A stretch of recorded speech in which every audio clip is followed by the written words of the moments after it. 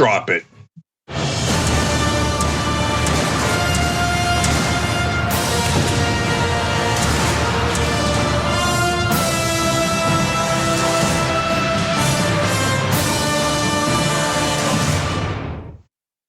All right, I love it. The power panels are back. I'm back on the power panels. We're all back on screen. Everything's working okay.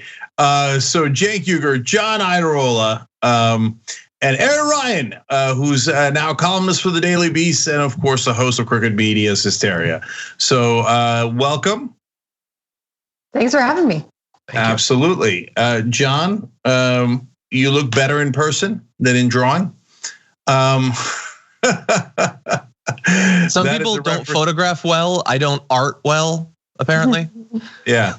You know, I have a theory, John, that you look more Italian in pictures than you do in real life. Do you know this? Yeah. I have never heard that theory. We're going to have to dispatch some scientists to figure this thing out. Well, the first thing I think that they would stumble upon is the fact that you actually are Italian. All right.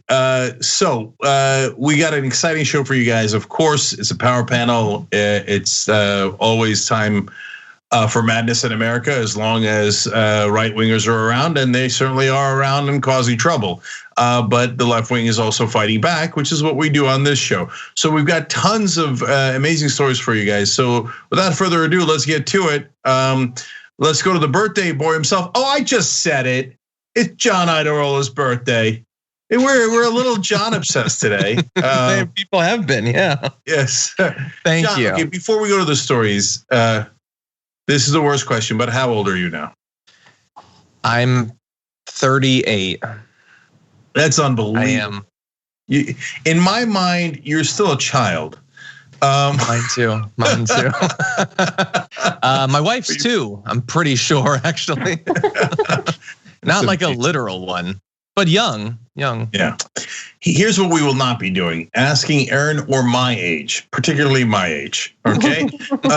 So we're moving forward. John, take it away. Thank you. I think you just took it away. That being my dignity. But anyway, yeah, apparently I'm 38. Man, the years pass by quickly. One day you're headed to grad school and then a decade passes and you can't get it back. You were told that as you were growing up, that you should appreciate your youth and the body that you have when you're young. And you think, yeah, I'll get around to that someday. But you don't, and then you're approaching 40 and you try to tell yourself, but 40 doesn't mean what it meant when I was young. It means something new, something fun. But then you realize you're not really that fun. What do you do? How much did your life change during the pandemic? You go out the same amount. Anyway, it's great to have the power panel back, by the way. We're all here. Cenk's here. We dropped it. That's awesome. All right, I rather enjoyed that. And trust me, if you want to know about a deteriorating body with age, you've come to the right power panel, at least in regards to this panelist. I mean, is Werner Herzog narrating your inner life? Is that what's happening? But you still got your normal voice and you're sitting there like life slowly receding from my eyes as death marches ever closer, the unwanted neighbor. Oh God. Anyway, by the way, Erin also writes for John's favorite show, Always Sunny in Philly. So yeah. So there are a lot of good things happening. All right, John, for God's sake, let's get to this. Yes, I'm going to try to do the news. I don't really remember how. People have sent me a lot of food today. I'm really full, but anyway, I'm going to try to do the news. Okay, last night, after something like 14 hours of almost entirely needless, purposeless, non-binding amendments being thrown forward almost universally by Republicans, the Votapalooza ended and we did get one step closer to the $1.9 trillion stimulus bill being passed. It was approved early Friday. And it paves the way for passage of President Biden's $1.9 trillion coronavirus relief package, with Vice President Harris casting the tie-breaking vote on the measure that will be key to enacting Biden's first major legislative initiative. So importantly, it's not done. Like, we don't now have the stimulus package. With this resolution's adoption, congressional Democrats have now cleared the last hurdle to unlocking the budget maneuver known as reconciliation, which will allow the party to pass the sprawling relief bill without relying on GOP votes, which is probably good because they didn't get any. None. We've been waiting to find out. And by the way, we're gonna go through some of the amendments that we have. Some Republican amendments passed. So Republican senators went onto the floor and proposed stupid amendments, and they got them, and then they said, oh, have fun with that. I'm not voting for your bill. They didn't get any. And we'll go over some of those amendments in a minute, but I wanted to give both of you an opportunity to talk about us getting one step closer to this $1.9 trillion stimulus bill. For now, I just have one quick comment. If we've already passed the vote or the resolution that would allow for us to pass the entire relief bill through reconciliation, meaning we only need 50 votes, meaning we don't need a single Republican vote. Why hasn't the bill passed yet? Why are we still negotiating with Republicans if we don't need a single Republican vote? Is it to make them happy? And why do the Democrats want to make Republican politicians happy? They run against them. And if you said, well, it's to make Republican voters happy, well, we know for a fact that that's not true. Poll came out yesterday saying that 2/3 of Republican voters want the Democratic version of the bill. So if you wanted real bipartisanship, you'd pass the bill immediately. If you wanted to do what you promised the voters, you'd pass the bill immediately. If you wanted to make Ted Cruz and Mitch McConnell happy rather than the entire nation, 80% of whom want this bill passed, well, then you'd pass the bill. And if you wanted to make Cruz and McConnell happy, you wouldn't pass the bill and you'd look to compromise with them. So what are we doing here? I know the mainstream media doesn't like to point out facts because they're inconvenient to their corporate agenda. But the reality is the only reason we're waiting is because Joe Biden and the Democratic Party wants to water down the bill a little bit more so they can make McConnell and Cruz happy, and it's insanity. I would piggyback off something that you just said, which is I think there's been this really insidious sleight of hand in the media that has conflated Washington bipartisanship with actual bipartisanship. Like you mentioned, 2/3 of Americans prefer the Democratic version of the bill, the bigger version of the COVID relief bill. 2/3 of Americans do not want the Cruz version of the bill. They do not want Susan Collins' version of the bill. A thing that I think that so-called moderate Democrats are trying to do, or establishment Democrats are trying to do, is pretend like they're going to be bipartisan because they've convinced themselves that it matters that they do a little bit of play acting toward this fake notion of bipartisanship in order to make voters happy. I don't know a single person, Republican, Democrat, progressive, conservative, who really wants their elected official to pretend like they're going to do something before they agree to do something. I guess Susan Collins has made an entire career of pretending to be troubled by something and then doing whatever she wants.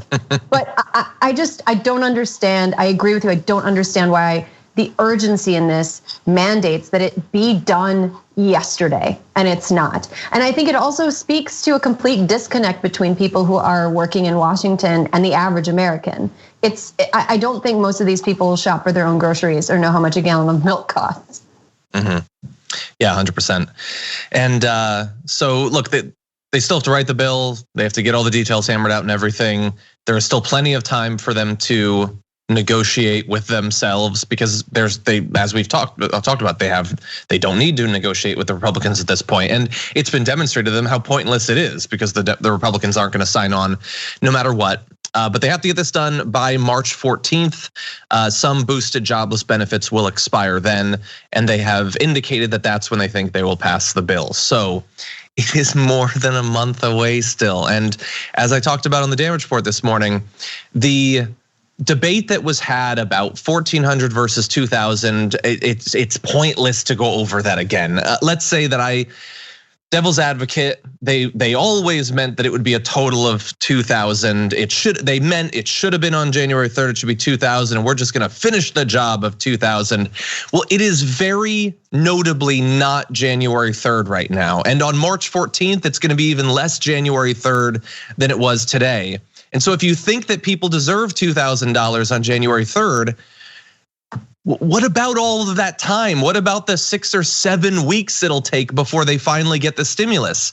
What did they go into like a chrysalis stage? Did they hibernate for the winter? They've been accruing new costs and new debts, and their jobs haven't been coming back, and the country is in kind of the same bad COVID situation it was back then. So even if you legitimately meant 2,000 then, like there's so much more cost now. And if you're gonna be passing it on your own, why not shift more of the money of this $1.9 trillion specifically to the direct payments to make up for the fact that people have a couple more months of rent and paying for food and health insurance and transportation and all of that.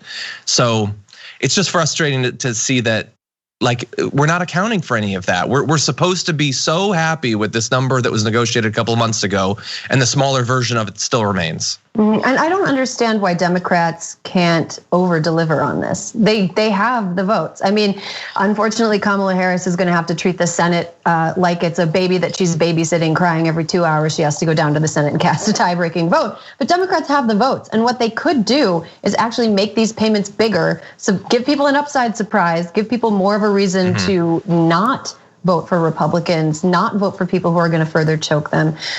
One of the major problems with this, in addition to how much time has passed and how this isn't the $2,000 that Democrats won the Senate on in Georgia, is the fact that, targeting money for people based on what people made in 2019 makes no sense to me. It also makes no sense that, in the $2,000 means a different thing to different people depending on what part of the country they live in. Like where I live in Los Angeles, it's a lot more expensive to exist than it is in some more rural parts of the country. And the fact that people like Joe Manchin and centrists are holding up payments that would actually benefit people in urban areas more is really upsetting to me. It gives me a headache.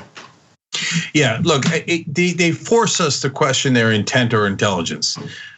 Because if you actually wanted the $2,000, it's easy. You say, all right, Republicans, every day you delay, I'm gonna increase it by $100. So Monday it's gonna be $2,100. Then my request on Tuesday is gonna be $2,200, and up and up and up we're gonna go. When would you like to make the goddamn deal? Okay, you don't want to make a deal? Good, no problem. I have 50 votes and I don't need a single one of your votes. And so what would you do if that happened? What would happen? That you would send a message to the American people, we're on your side. Democrats are on your side and we're trying to get you the most amount of relief. Now, just to be absolutely clear, it's 2/3 of Republican voters who want it. For the country, it's 80% of the country who wants it. So is this complicated? Is this complicated politics? Would you rather be on the 80% side or the 20% side? Democrats, if you can't make up your mind, I've got to question your intelligence or your intent. Just pass the damn bill and be done with it. What are we waiting a whole nother month for, other than to help your political opponents, you knuckleheads?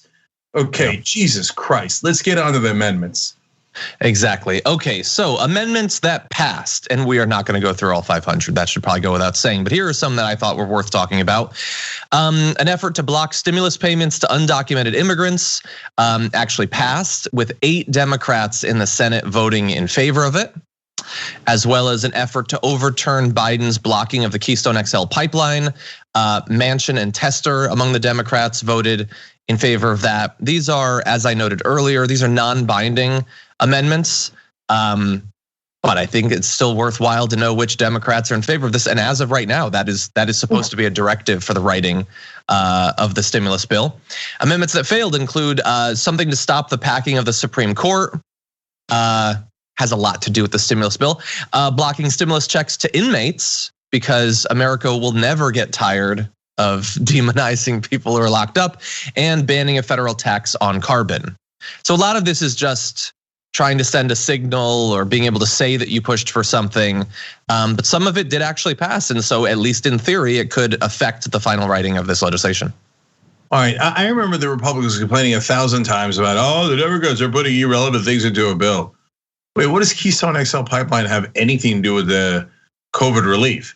They proposed an amendment about Israel's or our embassy in Israel. Well, that's an interesting issue, but what on God's green earth does that have to do with COVID relief? So, and they delayed and delayed by putting all these amendments up for a vote, and the Democrats said it was okay. They let the Republicans, in their minds at least, score all these political points. Why? Again, they want to be bipartisan. And how did that work out for them? And Bernie Sanders pointed this out. So we opened up the floor. We let them propose all the amendments. It's as bipartisan as you can get, and some of them even passed. These are all Republican amendments, right? And then how many Republicans voted for the bill with their amendments in it? 0, as John pointed out in the beginning. 0. So not only do we know that the reaching out to Republicans doesn't work generally, not only did the Barack Obama and Joe Biden administration prove that for 8 years straight, but they literally proved it in this exact vote. So why are we still talking?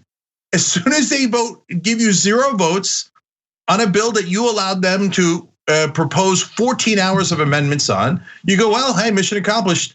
We did our bipartisanship. We reached out, and they reached back out with a slap across the face, not just to us, but the American people. Well, we're not going to tolerate it. There's a new sheriff in town. We're passing the whole thing right now. But the Democrats have never had that kind of strength, and it appears Joe Biden does not today either.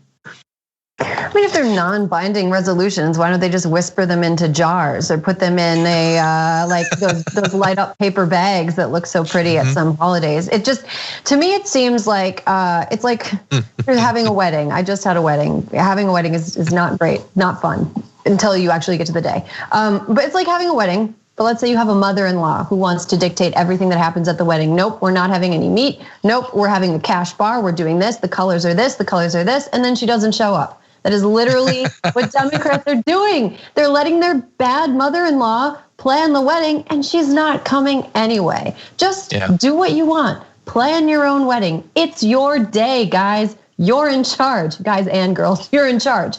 This is your day. Make it yours. I really, really hate all the grandstanding that goes on around bills like this, because at the end of the day, it is grandstanding, unless they were planning on piping the vaccine through the Keystone XL pipeline, which maybe that's what they were planning on doing. Really efficient way to transport a lot of liquid.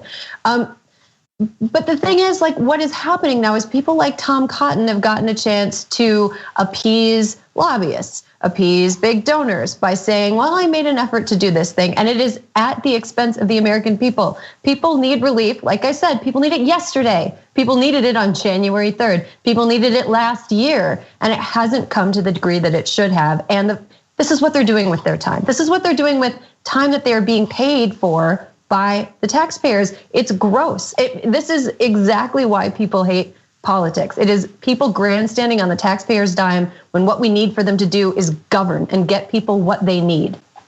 Yeah, Erin, I can't help but say 2 things about that. So number one, you're of course right about all of this, but when you put forward legislation, it at least gives you some sense of what they want. And so one of the things we learned about Republicans is that the tax cuts for the rich that Donald Trump passed, which coincidentally were 1.9 trillion, the exact amount of this COVID relief bill, coincidentally, they say it's not enough. We now want to make them permanent. So it's rolling trillions of dollars. So by the end, it could be 10, 20 trillion dollars for the rich, and 83% of it goes to the top 1%. So they said, we want your checks to be lower, Americans, but we want millionaire and billionaires' checks to be way, way, way higher. And we're still negotiating with these guys? Come on, man. No, look, Democrats feel like they need Republican permission to act or to exist. We're here trying to snap you out of it. You don't need Republican permission to lead when you have the House, the Senate, and the presidency. And if you think you do, you're sending the message to people. Remember, everyone, including us, thinks that the Republicans should be in charge. And you might want to remember that next election. It just doesn't get any dumber than that. Well, let's see if we can make it dumber. We're going to take a short break. When we come back, a lot more to talk about, including the future of the U.S. involvement in the war on Yemen, as well as strikebacks against voting rights amongst Republicans in a number of different states after this. We need to talk about a relatively new show called the Republic, or UNFTR. As a Young Turks fan, you already know that the government, the media, and corporations are constantly peddling lies that serve the interests of the rich and powerful. But now there's a podcast dedicated to unraveling those lies, debunking the conventional wisdom. In each episode of On the Republic, or UNFTR, the host delves into a different historical episode or topic that's generally misunderstood or purposely obfuscated by the so-called powers that be, featuring in-depth research, razor-sharp commentary, and just the right amount of vulgarity. The UNFTR podcast takes a sledgehammer to what you thought you knew about some of the nation's most sacred historical cows. But don't just take my word for it. The New York Times described UNFTR as consistently compelling and educational, aiming to challenge conventional wisdom and upend the historical narratives that were taught in school. For as the great philosopher Yoda once put it, "You must unlearn what you have learned." And that's true whether you're in Jedi training or you're uprooting and exposing all the propaganda and disinformation you've been fed over the course of your lifetime. So search for UNFTR in your podcast app today and get ready to get informed, angered, and entertained all at the same time.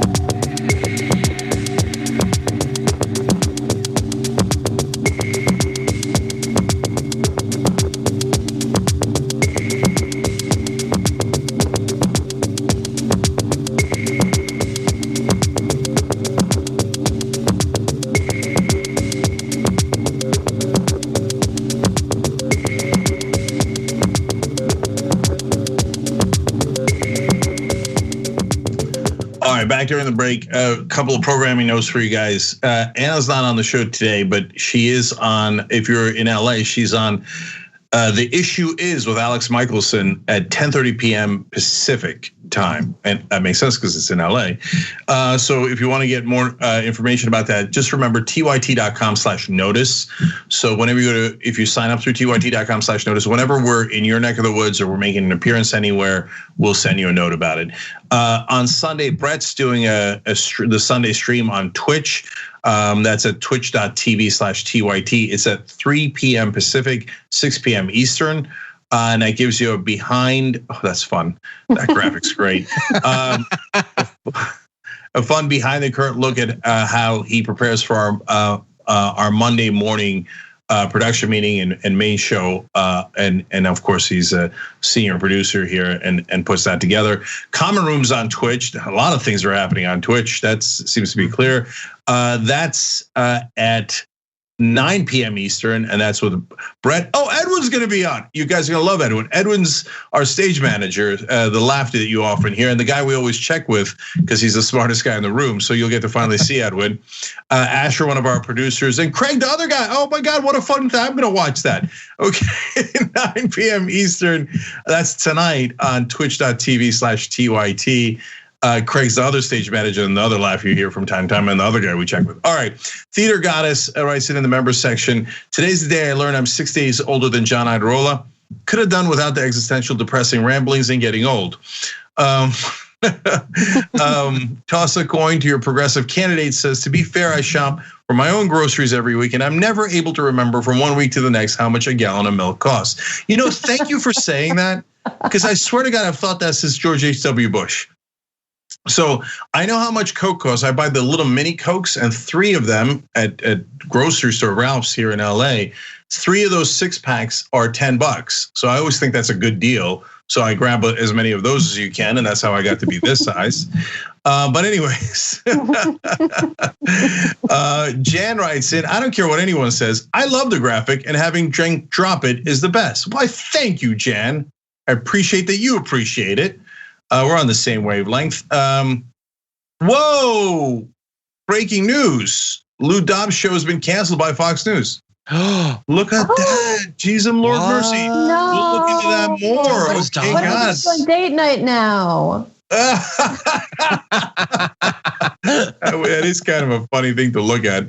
Anyway, lots of happy birthday Johns on Super Chat, including Minimal Chaos and Luck Dragon. Thank you, guys. We're going to come right back to regular programming in a second.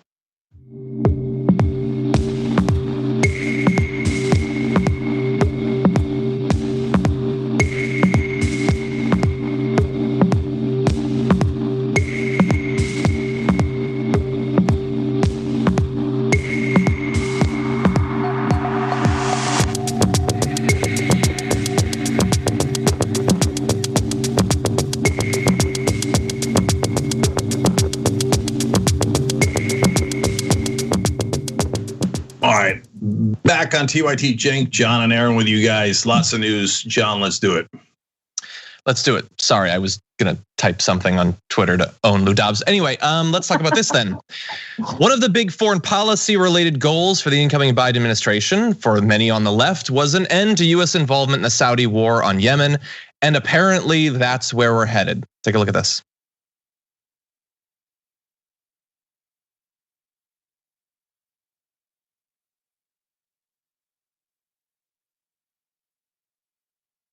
We're also stepping up our diplomacy to end the war in Yemen, a war which has created a humanitarian and strategic catastrophe.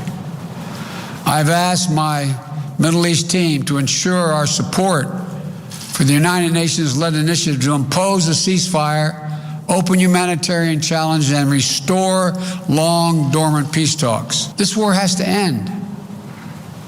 And to underscore our commitment, we are ending all American support for offensive operations in the war in Yemen, including relevant arms sales.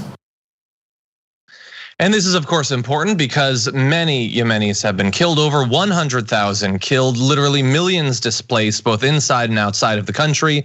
And the attacks have also crippled the infrastructure. It's led to outbreaks of things like cholera. It's led to massive starvation.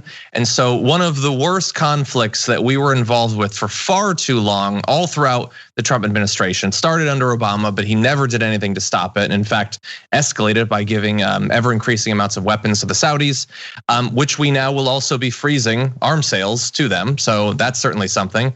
We'll also be naming a special envoy to Yemen to put more pressure on the Saudis and Emiratis as they continue that conflict. So this has been a big goal of a number of different, mostly Democrats, people like Bernie Sanders and Ro Khanna, but some Republicans as well. And it looks like relatively right out the gate, Biden is going to do something about it. Well, there's some on the so-called left that say that after 19 years of me attacking the Democratic establishment, that I'm a shill for Biden and others. Well, you're going to enjoy this piece of evidence. I like facts, and I like when people do progressive things, no matter what part of the political spectrum they're in. So great credit to Joe Biden and his team for getting us out of the atrocities that are happening in Yemen by our so-called ally, Saudi Arabia. I also want to give credit to a wonderful progressive, Ro Khanna, who was the #1 advocate for stopping our aid to Saudi Arabia in regards to the war in Yemen. And as usual, a progressive led on it. And as usual, we actually get results. That's what happens when progressives lead. But mainly, Biden is in charge here. He made the right decision. I don't agree with every single part of the foreign policy announcements. I think we should. There's going to be a time to wrap up our bases all over the world, and we got to do it smart and carefully. And I'm sure Trump didn't. But I'm not.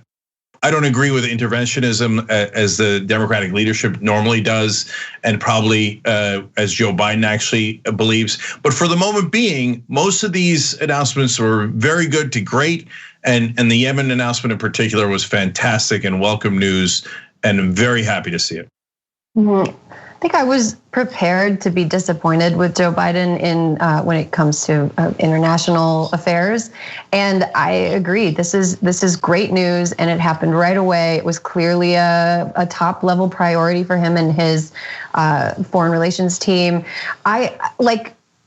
just because it's happening so far away, I think what's happening in Yemen isn't something that just naturally crosses people's minds in the US, but it's really hard to overstate what a tragedy it is over there. The population of Yemen is only 30 million people, so it's smaller than California, and more than 100,000 people have died. The surface area of Yemen is it's just like unfathomably tragic what is happening over there. And just to back up a little bit from the human tragedy though, strategically, I think it's really good that Biden is withdrawing support of the Yemeni civil war and halting sales of arms to the Saudis. I think that it might pave a way for us to maybe re-enter talks with Iran, to possibly re-enter the Iran nuclear deal, which is something that I think was also a foreign policy priority for him. Exactly, and we have a little bit on the good, a little bit on the bad. If you were like Cenk, if you were ready to come in and like, oh God, Biden's gonna be terrible in this area because, Cenk, you spent literally years criticizing Barack Obama's foreign policy in a number of different areas. Well, you're still gonna get to do that a little bit. Let's see, we're gonna be continuing to provide defensive support to Saudi Arabia against missile and drone attacks from Iranian-backed forces. US forces will also continue operations against Al-Qaeda in the Arabian Peninsula.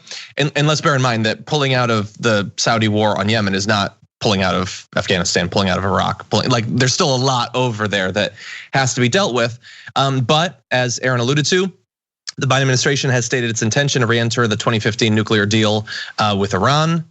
And I want to jump ahead to another, this is a different topic, but this is, I would say, one of the more morally objectionable things that Donald Trump did in his time as president was he effectively eliminated refugee resettlement inside of the United States.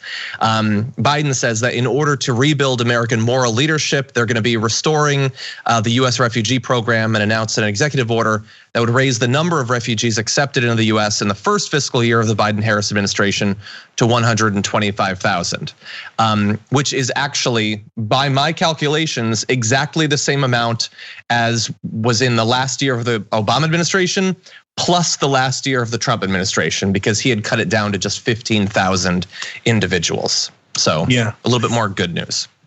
Yeah, no, I actually don't mind any, but I think the refugee thing is great as well. So that's two really good proposals. And in terms of the protection of Saudi Arabia, look, I loathe their leadership. It's a fundamentalist dictatorship, but they're ostensibly an ally. I don't want to participate in their offensive wars, but I don't mind defending them if they're an ally, and I don't want anyone getting hurt there. So the defensive measures on Saudi Arabia, and if you notice, the fighting against Al-Qaeda, they said, was in the Arabian Peninsula, meaning we're going to protect Saudi Arabia. That's not a reference to Iraq, Iran, Afghanistan, or anything along those lines.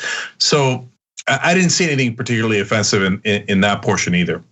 I just hope under the Biden administration that there's a more direct through line between any action that we take overseas and direct benefit to people back here in the US, because I feel like it's really gotten muddled and there's not really a clear line between what we're doing over there and how that actually helps us or anybody. And I really think we're maybe moving in the right direction now, where hopefully our involvement overseas will be just things that we need to do, nothing more. Exactly. And hopefully, as we pull out of those things, we can finally get a little bit of money back from the military budget. Because we've had this de facto situation where if you're in war, we'll clearly have to raise the budget. And if you're in peace, well, we have to keep the situation. We certainly can't cut the budget now. Maybe at some point we can talk about that. But there is another topic we need to transition into. So let's move on to this. Georgia, it can't be overstated how important it was to the Democrats, both in the presidential election as well as in retaking control of the Senate. And importantly, it was also, just from a Democratic point of view, like small d Democratic, it was an amazing time in Georgia this last year. Lots of people voted that hadn't before. And they did so in large part because regulations were changed to encourage voting, to make it easier to fight back against some of the rampant voter suppression that Georgia has sort of been ground zero for a number of years. There was an announcement this last year by Brad Raffensperger, Georgia's GOP Secretary of State, that said Georgia was the first state in the country to implement the trifecta of automatic voter registration, at least 16 days of early voting, and no excuse absentee voting. And perhaps as a result of that, you had 1.3 million people voting by mail in the 2020 general election, and 5 million of the state's 7.6 million voters were automatically registered at the Georgia Department of Driver Services. So they changed the rules to make it easier to vote. Lots of people voted, and that can't be allowed. So now the Republicans are fighting back against it. On Monday, the first day of Black History Month, interestingly, Republicans in the state Senate introduced 9 bills to restrict access to the ballot, including eliminating automatic voter registration, no excuse absentee voting, mail ballot drop boxes, as well as prohibiting third-party groups from sending mail ballot applications, and banning people who moved to Georgia after the general election from voting in runoff elections. So it was nice while it lasted, unless this is stopped. What do you all think about this? Well, I mean, you know what this reminds me a lot of the way that zealoty anti-abortion proponents have tried to restrict abortion rights, in that people who are anti-democracy, anti-democratic, small d, are kind of throwing spaghetti at the wall here and seeing what will stick. We know that not all of these laws will go into effect because some of them will be, challenged in court and some of them will die in court.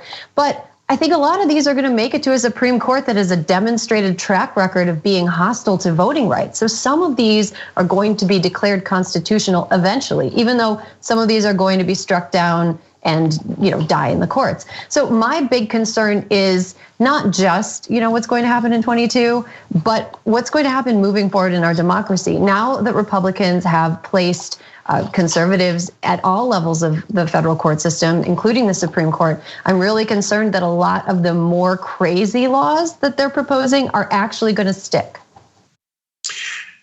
Yeah, so the guy who's orchestrating and in charge of taking basically Democratic voters off the rolls and making it harder for Democrats to vote, and in the case of Georgia and many places in America, that also means making sure that as little African Americans vote as possible, deny them the right to vote as much as possible. That is not anything new in Georgia. In fact, the guy leading it, Barry Fleming, is the only guy who led a program that the Supreme Court, the deeply conservative Supreme Court, basically said it's okay to monitor him because he's trouble. So let me explain that a little bit better. So the Voting Rights Act of 1965 said there's a number of states where they have to get permission to change their laws on voting because historically they have used those laws against African Americans illegally and unconstitutionally to make sure that they couldn't vote, and that's unacceptable. That was the Voting Rights Act, okay? And then the Supreme Court recently, the conservative Supreme Court, rolled that back and said they don't need permission ahead of time. They can go ahead and discriminate all they like, but if it could be proven afterwards that they really don't want black people to vote, then we'll come in and say it's okay. Then you could actually have some regulation of that particular area. And Barry Fleming was the one guy in the one area where they said, oh yeah, that's really bad. What he did to African Americans in that jurisdiction was horrible. And he blocked about 20% of the electorate from voting. They were almost all African American. So Georgia Republicans, who Donald Trump and his fans did not find sufficiently right wing, those same guys, the so-called rhinos and sellouts, nothing of the sort. They're maniacally right wing. They come in and go, oh, let's bring that deeply racist guy who's been sanctioned and have him in charge of blocking as many African American and Democratic voters in Georgia as we possibly can. So that's the Republican Party. But if it wasn't clear enough, I love this quote from Alice Olenek, who is the GOP chair of the Board of Elections in Gwinnett County. She said, I will not let them end this legislative session without changing some of these laws. They don't have to change all of them, but they've got to change the major parts of them so that we at least have a shot at winning. Oh, so it's not about voter fraud. It's about you being able to win. And the way you win is by blocking black voters and other people who might vote for Democrats. In other words, you guys are liars and cheaters. Thank you for accidentally admitting it. Yeah, and like, I don't think people will need to be reminded, but a lot of the people who are putting forward these bills supported efforts to nullify or flip the outcome of Georgia's election. So yeah, no, it's all motivated reasoning. It's motivated legislating, basically. We don't like the result, and we have such a loosey-goosey attachment to democracy that we'll make it whatever it needs to be for us to win, because the alternative is like changing our platform a little bit or getting with the times or something like that, and that we're not fans of that. And so they're doing this, and it's not just them, by the way. Let's take a look at this. This is a map. Ari Berman shared this on Twitter. These are bills that would restrict access to voting. So far this year, in 28 different states, 106 bills, 3 times as high as last year, which makes this year sound bad, but also doesn't speak too highly of last year, because they were also passing a lot of bills to make voting more difficult there. And if you look at that, you're gonna see basically like all of the states that they lost this time that they desperately needed to win, they're gonna try to make it much harder to vote. And the important thing is that we not allow our sort of temporary ecstasy at having won these elections. And we're all excited about the activists and Stacey Abrams and all that got this done and fought for voting rights. Well, but it's not done. Like, at TYT, we frequently talk about all the ways that big tech companies are taking control of our online lives, constantly monitoring us and storing and selling our data. But that doesn't mean we have to let them. It's possible to stay anonymous online and hide your data from the prying eyes of big tech. And one of the best ways is with ExpressVPN. ExpressVPN hides your IP address, making your active ID more difficult to trace and sell to advertisers. ExpressVPN also encrypts 100% of your network data to protect you from eavesdroppers and cyber criminals. And it's also easy to install. A single mouse click protects all your devices. But listen, guys, this is important. ExpressVPN is rated #1 by CNET and Wired magazine. So take back control of your life online and secure your data with a top VPN solution available, ExpressVPN. And if you go to expressvpn.com/TYT, you can get 3 extra months for free with this exclusive link just for TYT fans. That's expressvpn.com/TYT. Check it out today. We don't have awesome access to voting forever. The work needs to continue. These organizations and individuals still need to be supported.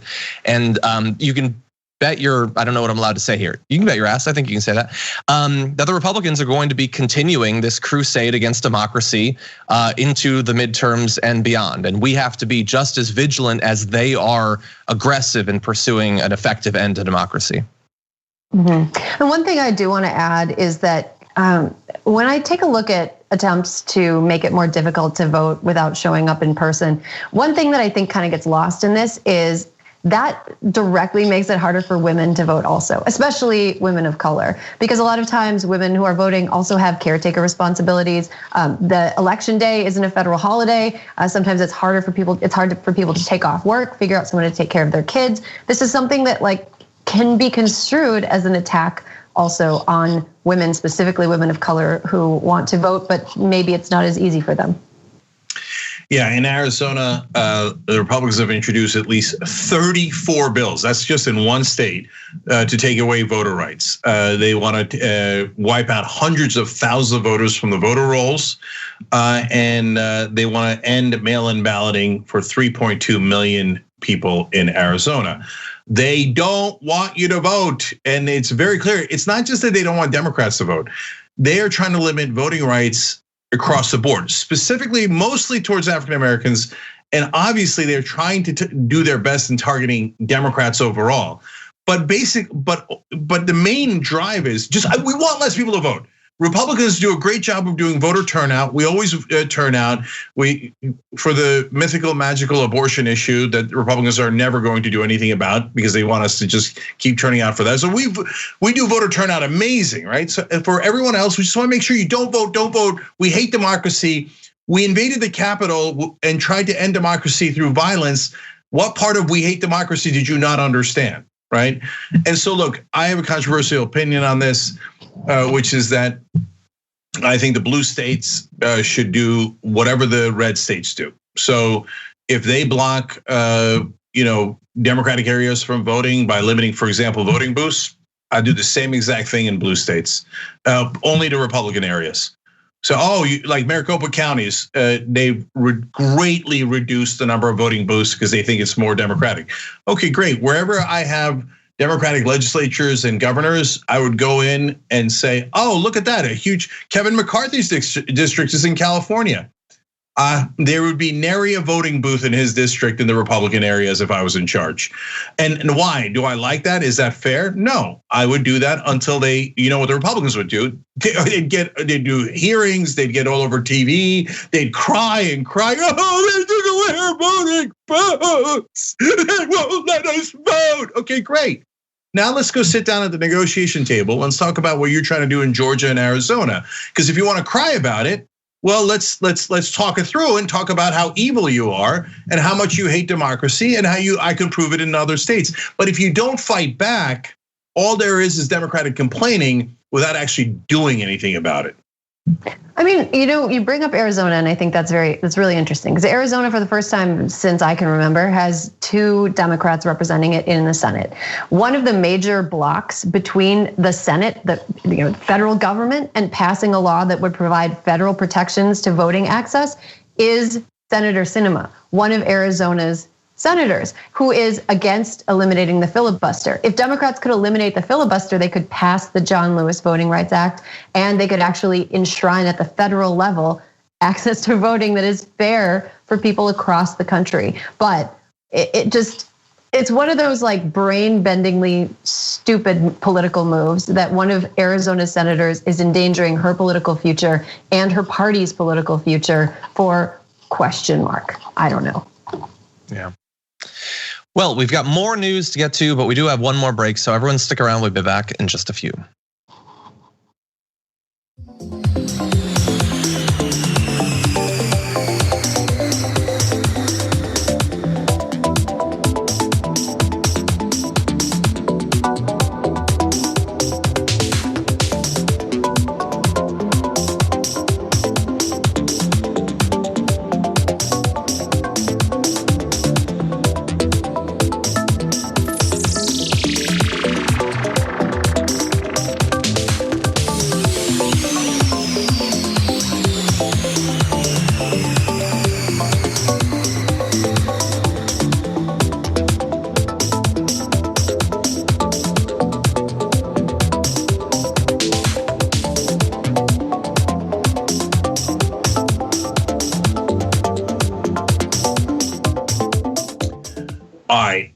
So 2 Sundays from now, it's going to be February 14th. That's a bit of a relevant date for a lot of us, but it's also relevant for TYT because that is our anniversary. We are going to be 19 years old, or you could say birthday. So we've been around for 19 years, which is amazing, unbelievable. As a reporter once told me, your competition is a graveyard.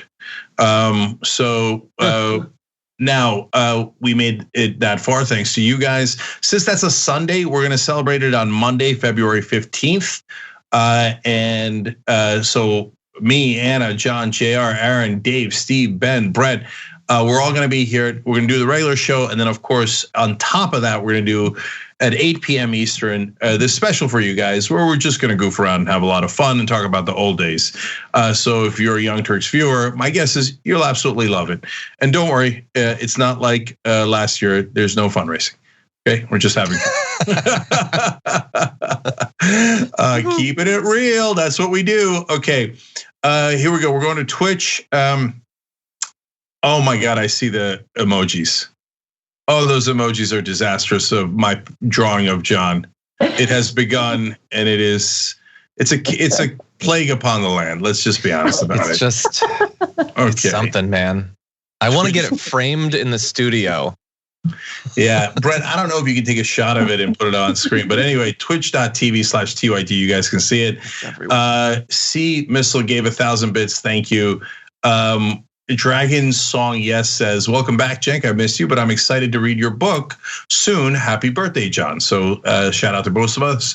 Thank you. Appreciate it. Thank you. And if you want to pre-order the book, I'm not going to argue with you. justicescomingbook.com. justicescomingbook.com. There's a chapter in there for now, tentatively titled, Why Republicans Suck. Okay, so not mincing words. All right, Anthony Chickens is in their third month. Power Panel Day, excited about that. Raw Milk just signed up. Amazon Prime, it's free for you. Oh, so it takes about I don't know, minute, 10 seconds, depends on whether you're already on Twitch. And we get the revenue for it, so it's a win-win for everybody. Princess Chris, 6 months in. Shoegaze Dragon, Georgie gifted 5 subs. Socialist Teddy Bear gifted a sub. How socialist of you? Thank you. And how teddy bear of you? Platinum Yeti gifted 5 subs. AJ Duenas, of course, gifted 5 subs. T Barnabas gifted 5 subs. You guys are so generous. What are you guys, progressives? Tell me what to put. Gifted 2 subs, and Doll Steak gifted a sub. Steak sounds good. All right. Elizabeth Jacob writes in on Super Chat, just got here, and I just want to say that hearing Mrs. Vice President saying as a tiebreaker, I vote affirmative, gave me big goosies. I love it, and I'm here for it. We'll be right back with the regular.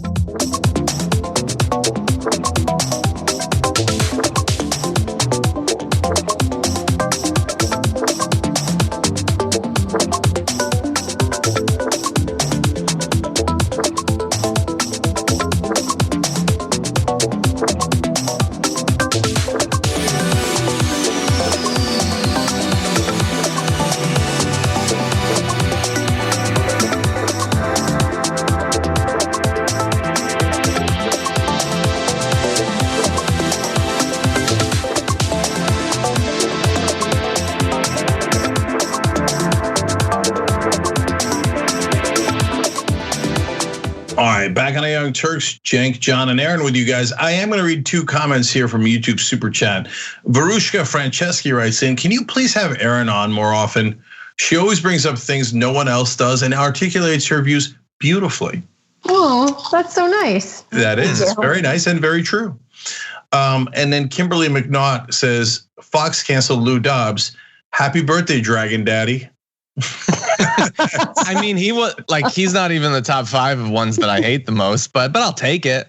I won't take it. No, we're hurting people's eyes. That's the new emoji on our Twitch channel, twitch.tv/TYT. Yes, that's my drawing of John Iadarola. Yes, it is inappropriate and unacceptable. And it also is a failing grade on a test of whether you're having a stroke. Is it becoming too easy to make emotes? I'd argue yes. Yeah, by the way, you're right. It's emotes, not emojis, and person, man, woman, camera, TV. You're recovered. You're recovered. Okay, you want to do some? No, not news. Do you want to do a story anyway? Let's do this. Sure. Lately, Congresswoman Marjorie Greene has had a lot of explaining to do. Let's add this to the pile. There we go. And then I gotta do one more thing. I always do this. I just love this guy so much.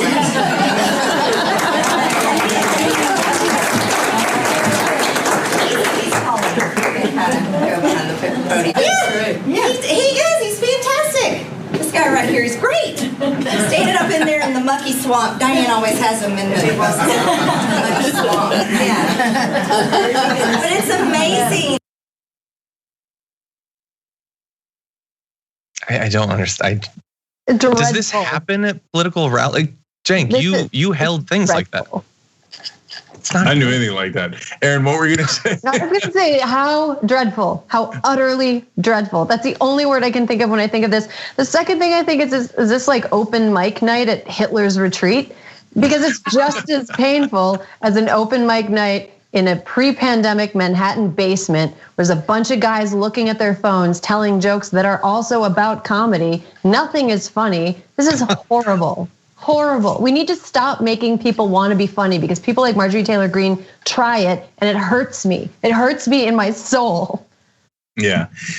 So first of all, I like that we're coming full circle. She seemed to have grabbed him without permission, as he bragged about. Second of all, let's just for a second think about what Fox News would say if that was AOC doing that to a poster of Barack Obama. I and I wonder what they would say. I wonder. Okay, so but if you're a Republican, family values are not important. Nothing is important.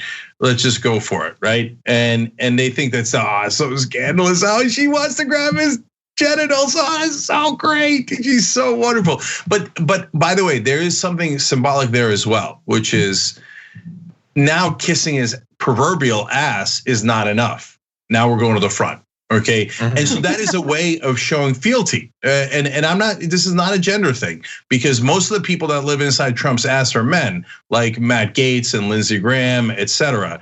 So and that in order to succeed in the Republican Party, you now have to rub at least Trump's proverbial crotch. So that's where the Republican Party is. I'm sure they must be so proud. The party of family values. It's just I have politicians that I like. Sure, I'm sure that we all do, but like the cult with Trump is so weird. Where like I'm never gonna like win people over that think, and maybe both of you do, that like Trump is charismatic. I don't buy it. I get that like they like him, or that he's alpha and strong. These are things that people believe that I've never understood. I think that like so much about him, his weaknesses and his failings just scream a constant undercutting of those characteristics. But what I know for sure, and we can put up that video again, that is not the silhouette of his body. And like the cartoonists, why do you have to draw a politician to be hotter? Like if he wanted to have a six-pack, he could work out. Same goes for me. We've both chosen not to. This is what the result of it is. That's not what it looks like. That face, if that was ever his face, it was 40 years ago that was his face. And yet they want to imagine that this person is this physically perfect incarnation of conservatism. And maybe it's because there's so little to him in terms of his actual values that are what they say they want. There's really no platform there for them to really get into. It has to just be he hates our enemies and look how admirable he is. So we're gonna draw him with big shoulders and stuff like that. And it's not just them. You know, the Krasensteins did their little like book of Mueller, and Mueller was ripped. Mueller ain't ripped either. Like you can be attracted to people. People are attracted to people. It's natural, it's unavoidable. But like trying to like conjure up by force of will excessive horniness is one of the weirdest parts of modern politics. Yeah, it really feeds into the whole, this is sort of a cult at this point. Because what's kind of a touchstone of a cult is everybody wants to screw or is screwing the leader, or the leader wants to screw everybody. And I mean, some of them are figuratively getting screwed by the leader, some are literally getting screwed by the leader. I don't get it. I don't get it. Trump is not an attractive man. He's repulsive, and the fact that all of these people have decided that he's Fabio in the 80s on the cover of a bodice ripper. It makes me feel, when I watch stuff like that, I don't feel like a person. Because I'm like, okay, we're allegedly both people, but I've never related to anything less than what I'm seeing right now. What are you? We're not the same. We're so not the same. I truly don't get it. And also, not to be catty, but meow, she's not his type. He wouldn't go for her. No. I don't know. Yeah, look, it's so funny. Like the stereotype of the Democrats were that like, oh, we're the freewheeling, more, sexually liberated party, right? But on the left, no one's allowed to make any sexual references, right? Mm-hmm. Not at all. Like not even if you're joking, nothing, right? I mean, the idea of anyone on the left touching the crotch of a cardboard cutout of a male or female leader is insane and would never be tolerated. Like I don't even want to get into examples. It's super obvious. But on the right, they're like, yes, yeehaw!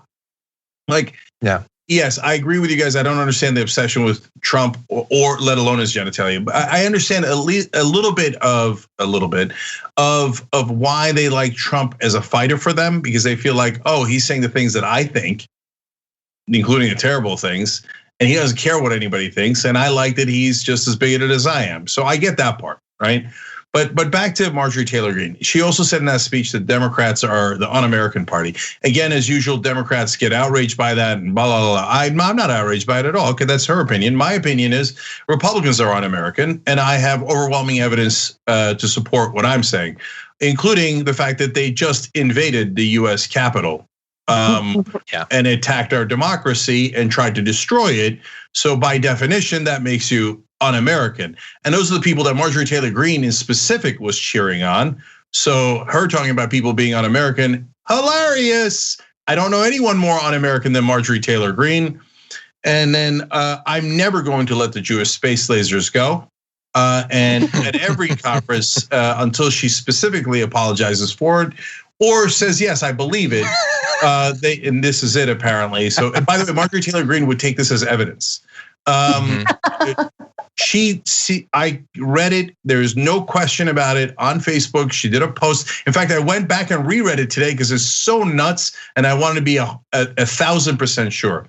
Yes, she says it might be true that the Rothschilds have built a space laser and that they're using it to zap the forest to start fires to make more money. Okay, invoking the Rothschild name is one of the oldest, deepest anti-Semitic tropes, and it has led to the massacre of millions of people in the past.